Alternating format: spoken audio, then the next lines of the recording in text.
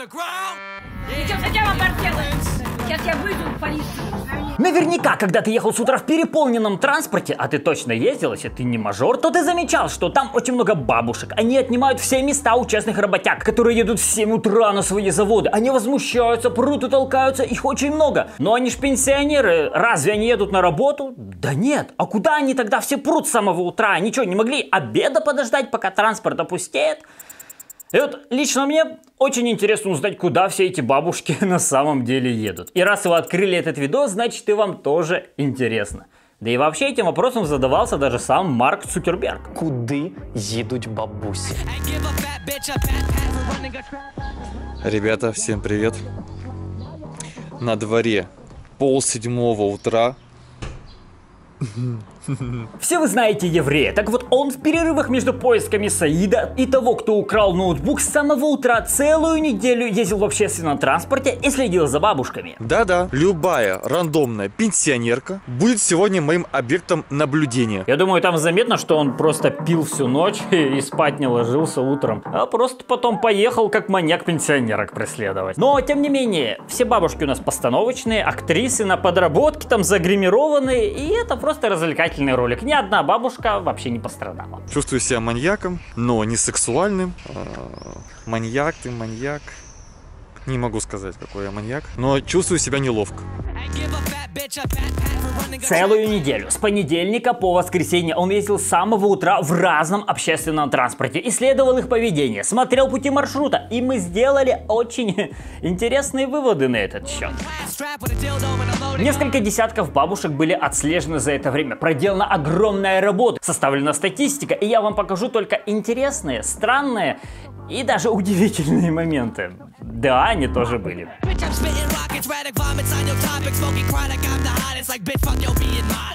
Проститутка, на мне по ногам тележкой. Ты сейчас всем оборзела, нагрела. Проститутка.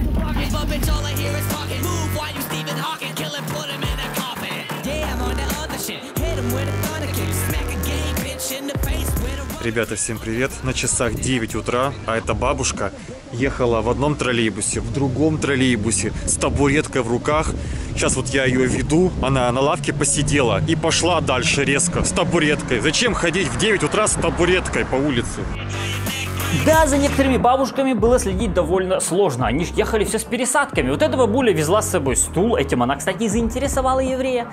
Но особенно было неловко сидеть на пустой остановке вот так вот прямо напротив нее и ждать пересадки, а потом, проехав много километров, проводить ее до подъезда и разочароваться.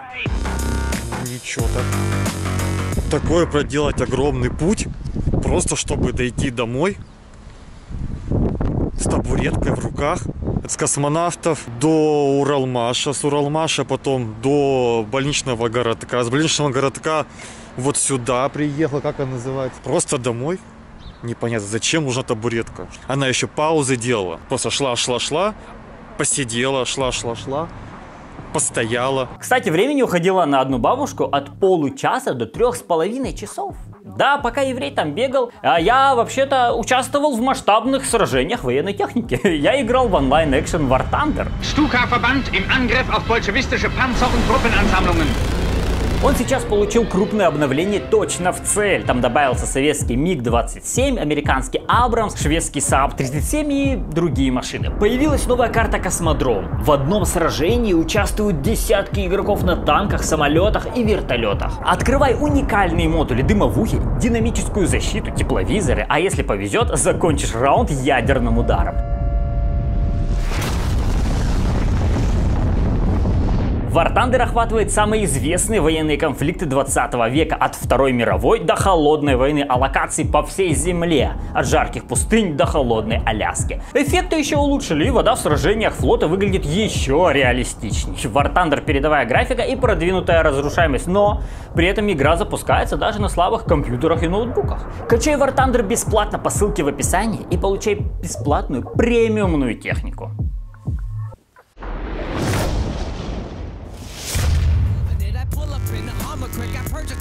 Здравствуй, YouTube. Ты же. Она бросила тележку, бежал.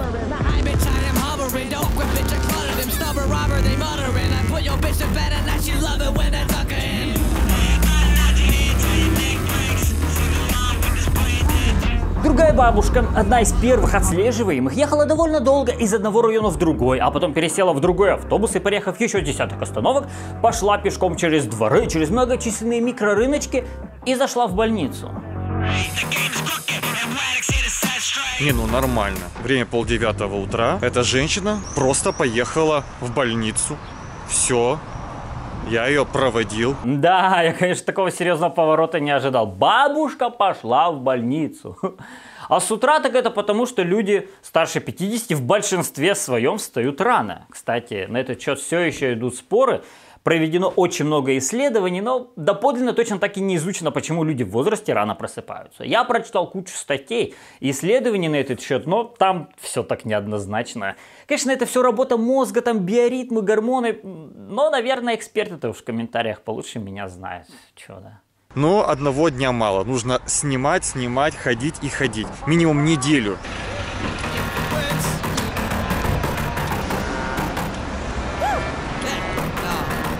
Эта бабушка, проехав приличную часть города, вышла из автобуса и потихоньку с палочкой шла по улице и просто обернулась на еврея, который, естественно, тут же спалился. Камеру даже зачем-то отвернул. Ну еще бы, ехали с ней, потом он еще шел практически в упор, снимал. Бабуля уж начала искать отделение полиции, чтобы пожаловаться на него. А потом зачем-то обошла вокруг дома. Может, она собиралась так хвост сбросить или что?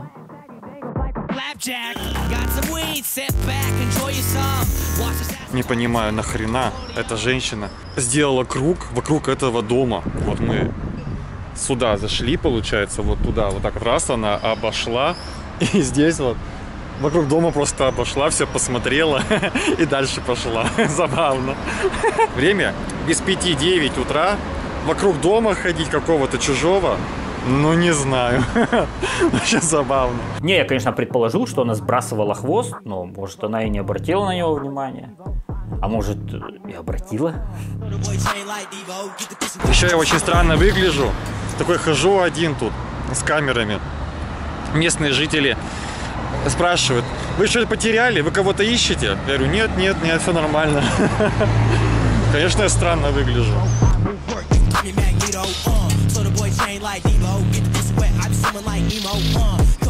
Эта бабуля зашла в магазин «Монетка». Взяла тележку и прогуливается. На мой взгляд, с этой пенсионеркой все. Она пошла в магазин, она бесцельно ходила, с самого утра просто гуляет, бесцельно гуляет. Я считаю, что есть более интересные персонажи, поэтому я отправляюсь дальше на охоту. Пока что наши данные абсолютно разрозненные, но мы знаем точно. Бабуси на работу с утра не ездят. Они занимаются странными вещами. Хотя, почему это странно? Еврей, в принципе, со своей шизой как бы далеко не ушел. Все, кто находится в образе бобра. Билан, блядь! Билан! Где пенсионерки? И мыло вложил в гнездо свое, чтобы лучше было. Мне нужны пенсионерки! Следующие претендентки — эти две бабушки. Кто последняя зайдет, зато и будет слежка. Эй, бабуля! Она, кстати, довольно неплохо так выглядела. Макияж, платье, трость. Она тоже проделала приличный путь от остановки и зашла в пиццерию.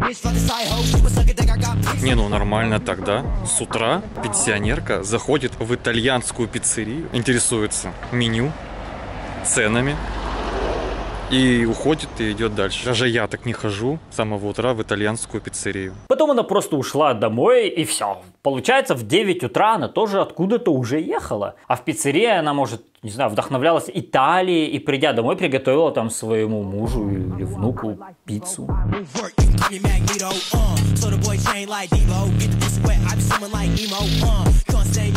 Следующая бабушка зашла в один банк, что-то там поспрашивала, потом зашла в другой, и, как оказалось, она спрашивала еще один банк. Нет, они на Калинина. Они со вторника с клиентами работают. Они уже приехали туда. Сейчас пока открывается. Все, со вторника работают. Назову ее бабка-банкир. По банкам ходит. То в один, то другой. Не понимаю одного. Зачем ходить из банка в банк? Какой-то искать определенный банк.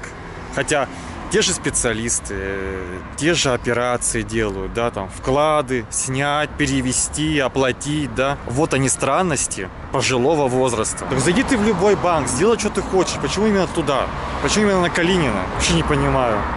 Может быть, вы мне это объясните? Можно сделать любую операцию в любом банке, но по задумке данной слежки я не должен контактировать, общаться. Такое ощущение, что меня эта женщина спалила. Ну, следил довольно долгое время. И она делала специально паузу. Она на лавочке посидела. Я тоже неподалеку от нее терся. Она раз в банк зашла, я за ней. Она во второй банк зашла, я за ней. Поглядывает на меня. Видать, она сейчас зашла в свой двор, в свой район. И подошла к ней другая пенсионерка. Что-то они пошептались. И на меня так пальцем показала. Та такая на меня, подруга ее тоже посмотрела. И они так раз вместе под ручку ушли. Ну все, я, считай, спалился. Конечно, я, такой, знаешь, хожу такой какой-то, мужик приходит по пятам. Че ходит, непонятно. На самом деле, они живут, пенсионеры, насыщенной, интересной жизнью. О, реально чувствую себя маньяком. Ей-богу. Ну, пипец, ребята. Сегодня все утро бегаю, с 7 утра. Слежу за пенсионерками, и все они в больницу едут. Я по Уралмашу этому объехал вдоль и поперек. И все выходят в диагностическом центре. Капец, я уже еду за третьей пенсионеркой. Короче, я сваливаю с Уралмаша. На Уралмаше все понятно. Тут либо странные бабушки с табуретками в руках ходят, либо в больницу едут. На другой день наш милфхантер подцепил еще несколько бабушек. Самое интересное оказалось заряжено здоровым и тяжелым рюкзаком и авоськой. И вот что и куда она несет. Еврейский шпион в деле. Просто раннее утро. Почему бы не взять рюкзак на спину тяжелый, пакет, сумку и просто не шарахаться по улицам? Угу. Ведь целый уже район обошла, целую аллею прошла. А может, ее принуждают ходить, что-то где-то брать и потом вот так вот куда-то идти. А выяснить так ничего и не удалось. Она еще раньше уже съездила, залуталась и возвращалась просто домой. Но зато какими путями? Думаю, даже молодым не просто с такой ношей столько ходить. Но движение — это жизнь. И мы двигаемся дальше. Бабушки, старушки, еврей за вами бдит. Куда вы там пойдете и куда вы там придете? А вот и Спартак. Он мне недавно, кстати, рассказывал, что записывает каждого, кто его называл в интернете дедом. А кто его называет в жизни, в интернет больше не заходит. Спартак как бы тоже пенсионер. Я не пенсионер, мужчина взрослый. Ну вы поняли. У него насчет происходящего свое интересное мнение. У них запланирован день продлевать свою жизнь за счет преобразования своих недостатков и выходят на новую прямую линию и становятся молодыми. Какие проблемы? Вот так. Понял? Короче, он хотел сказать, что бабушки работали на работе всю жизнь, теряли здоровье, а теперь ездят по больницам, чтобы его вернуть. Вот. Перевел с спартаковского на русский. Потому что они занимаются работой, они возвращают себе здоровье и правильное питание. Понял, да? И какой тут вывод? Не надо ради работы терять здоровье, чтобы потом в старости не ездить с утра самого в автобусах? Ну, у меня такой вывод. Чего, не понял, что ли? Надеюсь, люди это поняли. Кстати, очень много бабушек реально ездило в больницу.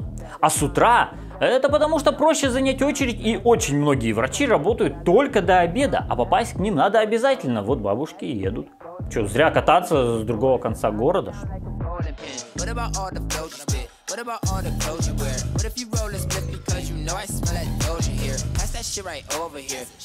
Ну, ребята, это был слишком долгий маршрут за этой женщиной. Я ее увидел еще у метро Уралмаш. Она села на троллейбус, долгий-долгий был путь. Через всю Пионерку мы проехали. Уже людей не осталось в этом троллейбусе. И оказывается, она пошла в стоматологию. Да, но у нее зато прикольный телефон кнопочный, Philips.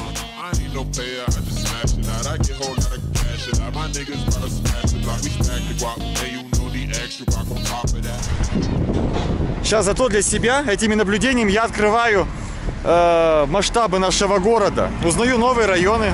Еще одна бабуля поехала на сельхозрынок за ягодами, аж со своим ведром, которое она упаковала в сумку и повезла на тележке. Кстати, очень это удобная штука, я думаю, в старости такой же буду пользоваться. Еще одна бабушка, вот такая вот модная и красивая, поехала с другого конца города на рынок. Ну, видать, пришло время уже брать новую коллекцию осень-зима. Я вот уже взял себе кое-что.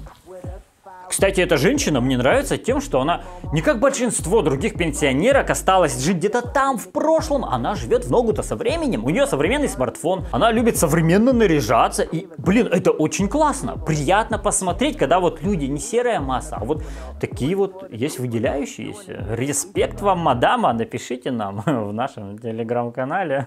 Вот ходит, шопится. Готовится на программу, наверное, модный приговор. Самая модная пенсионерка. А? Помочь? Лекарство. Тут было сильно ворчно, ничего не слышно, но к еврею подошла бабушка, которая начала просить денег на лекарства. Я иду да ворчу, говорю. А? Иду да ворчу. Так. Говорю, постирала курточку. Она вовсе стала холодной. Да вы Или что? так кажется. Да вы что? Не, ну вы только тут послушайте ее. Уж очень она сердобольная, прям божий одуванчик. И вот такая вот подойдет тебе на улице, ну разве ты ей откажешь? Они поговорили, она показала еврею лекарство, на которое ей надо денег. Странно, кстати, да, как-то это. Она показала ему лекарства, которые ей надо купить. Ну вот же они у нее есть. Как вас зовут? Баба Валя. Скажите, пожалуйста, а вот лекарства какие вот требуются? Сколько они стоят? В общем, они пошли вместе в аптеку, где еврей купил ей эти таблеточки. Бабуля рассказала, какая у нее тяжелая жизнь, показала на ноге синяк и сказала, как ее бьет внук, и она боится идти в больницу. Лекарство она получила, аж руку поцеловала бедная бабуля и ушла восвояси. Как вот не сделать доброе дело? Правда, вот человек нуждается, человек не обманывает, не врет. Правда, потом еврей встретил знакомого на рынке, который рассказал ему, что это попрошайка, и она там часто ходит. Не, ну мало ли, может она денежки цыганам или еще кому несет. Год назад, кстати, ребята за такой же попрошайкой следили. И оказалось, что она цыганам все относила, и вообще им там была какой-то родственницей, какой-то снохой. А после посещения цыганского поселка ребятам угрожали. Не просто так это все у них там устроено. Так что если наберем лайков, там мы просто с евреем видим ваш интерес в комментариях, то мы попытаемся ее найти, поговорить подробнее. Может, и даже и проследить, чтобы знать, как там у бабы Вали-то дела на самом деле. Вдруг ее цыгане там держат, кто знает. Целую неделю я уже наблюдаю за пенсионерками. Они разные, интересные, непредсказуемые и уникальные. В общем, контент получился огонь. Так, а мне кажется, вы уже забыли про ссылочку на бесплатное скачивание War Thunder, да, и бонусы. В общем, теперь вы знаете ответ на этот вопрос, который мучил нас с самого детства. Куда ездят утром бабушки? Бабушки просто живут жизнь. Младшее поколение ездит учиться, среднее поколение ездит работать, а старшее, чтобы лечиться. По большей части, да, 30% из всех бабусек ездили в больницы, а остальные, да, они просто жили жизнь, да. Они просто хотят вставать рано, потому что так говорит им организм. На самом деле эта тема не изучена еще полноценно, там очень много факторов надо учитывать, но это факт. Ну, так что и теперь и ты знаешь, когда уступаешь вместо бабушки в транспорте, что бабушка-то едет, наверное, просто обойти вокруг дома и уехать домой. Ну или в больницу. Ну или за новыми шмотками. Живи и ты свою жизнь и не попадайся на уловки мошенников, а не то мне стыдно за тебя будет.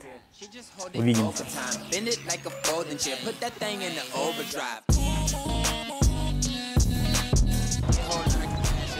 Здравствуйте. Вы не знаете, где найти женщин пенсионного возраста? В 7 утра. Не знаете?